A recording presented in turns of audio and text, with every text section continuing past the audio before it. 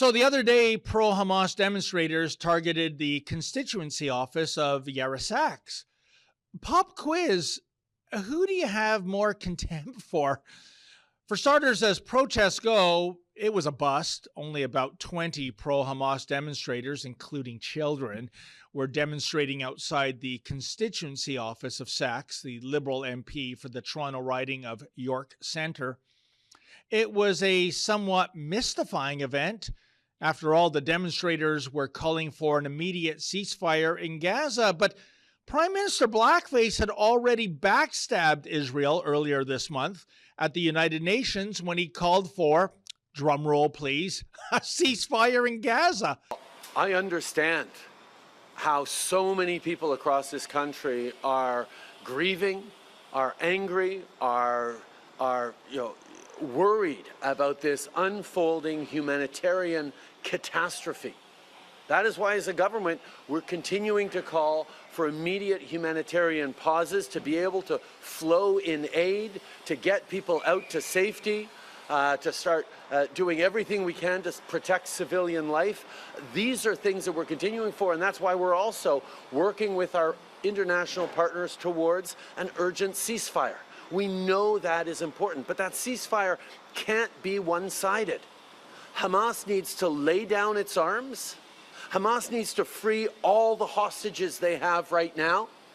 Hamas needs to stop using civilians as human shields. And Hamas cannot have any future role in the governance of Gaza. On top of that, we're going to continue, as Canada always has, to stand for a two-state solution and to work towards it. We cannot see peace and stability and opportunity in the region until we have Israelis living in a secure Jewish state and Palestinians living their aspirations of a protected, safe, secure, prosperous Palestinian state recognized under international borders. This is what we are working on. We need that two-state solution, and everything Canada is doing is towards that. Oh, well, never mind. May as well rant for the hell of it, I suppose. In any event, I did get to interview one demonstrator. While I didn't agree with his perspective, I'll give him props for at least engaging in a civil discussion with me. Here, check it out. Didn't the Prime Minister say he's in support of a ceasefire more than a week ago at the United Nations? Yeah, but this MP still is writing posts about how she's disappointed with that news and she still supports non-ceasefire, so that's why we're here protesting. She wants to make it look like this all started October 7th when we all know it didn't, but put that aside. When you're seeing kids getting bombed every single day, and every country has a right to defend itself, fine. I feel like by now they've not only gotten a legitimate response to what happened on October 7th, but to make up for the next 10 years of any atrocity of the same thing. Regardless, when you're not on the right side of history and you're still supporting something going on like this, it's important to be called out, and it's important to all this additional stuff about beheaded babies and rape and this, all that was added to fuel the tensions for war. I'm not denying October 7 happened. 1,200 people did die.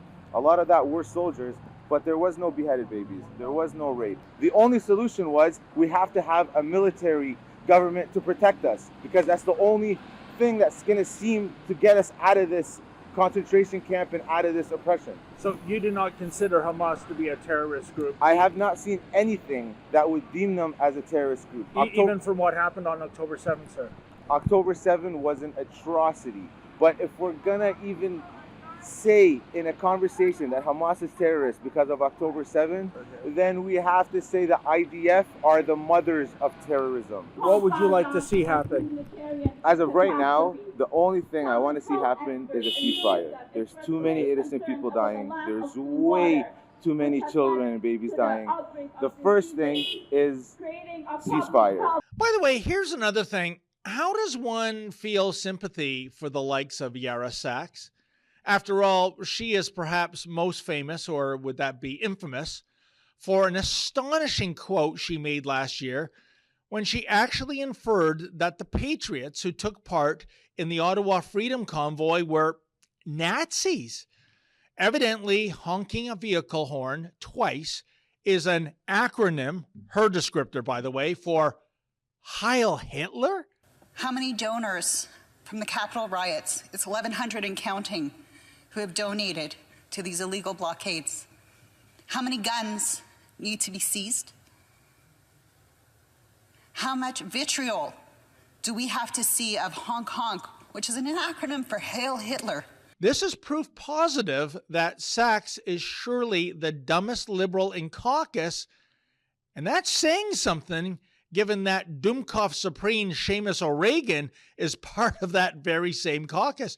After all, a sonic blast from a horn is most definitely not an acronym of any kind. But the crux of the matter is this: since Thanksgiving Day, we have seen brutal rhetoric proposed at pro-Hamas demonstrations, including calls for genocide. Oh, and lots of horn honking too, I might add. So where is Sachs and where are her fellow liberals when it comes to, having protesters arrested and put in solitary confinement and freezing bank accounts of supporters, all of which shamefully occurred last year in Ottawa with members of the Freedom Convoy and their supporters? Nope, nothing to see here, folks. And how's this for perverse irony? Somehow Sachs is the Minister of Mental Health and Addictions and Associate Minister of Health. That's right, someone who apparently needs some serious couch time with a psychiatrist is the Minister of Health and Addictions. Gee, to paraphrase that old adage, Minister, heal thyself. In the meantime, when it comes to picking sides, when it comes to pro-Hamas demonstrators or MP Yara Sachs, the tagline for the 2004 flick Aliens vs. Predator springs to mind, namely, whoever wins, we lose. Folks, are you as disturbed as we are in terms of the rhetoric in the streets of Western cities regarding the Middle East conflict? Well, please put your name to our newest petition, which is CanadaStandsWithIsrael.com. That's CanadaStandsWithIsrael.com.